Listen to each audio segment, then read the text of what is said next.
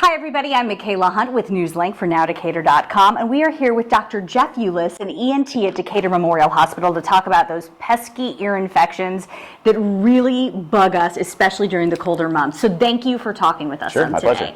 Okay, so first of all, why do ear infections seem to happen more during those colder fall and winter months? So in the fall and winter, there tends to be more viruses around in general, mostly because people are in closer contact. We're all indoors. Closer quarters, viruses and bacteria tends to move amongst each other, and one of the biggest risk factors for getting an ear infection is to have an upper respiratory infection or being around other people that do. So we have gunk going on inside our heads, and it's just going to kind of lay dormant and then impact us in our ears. Right.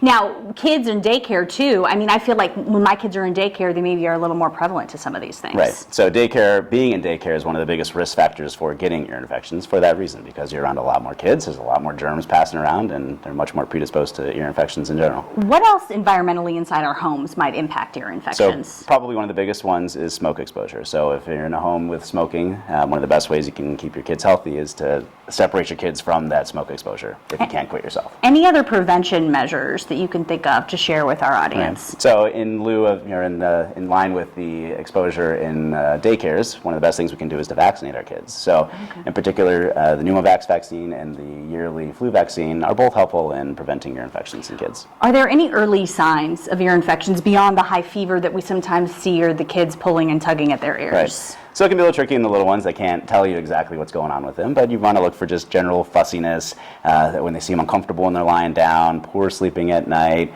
a little bit more of that lethargy, sometimes some GI symptoms, and without any explanation can be signs of ear infections as well. So I saw this really cool new app that a lot of people were talking about that is helping diagnose ear infections at home, which to parents sounds like a dream, but I don't know, is that credible in your world? I mean, what should we know about that before we download something? And that's, I feel like, where we're heading in terms of medicine. So it's a pretty cool technology, and it is very similar to something that we can do in our office. And it may be helpful to help you decide whether there might be a problem with your kid that might prompt you to go take him to the doctor. But it doesn't replace seeing your primary care doctor. So if you're worried about your kid's ears, the best thing is still to go see your pediatrician or your family doctor. Because it's also not going to write you a prescription. It will not.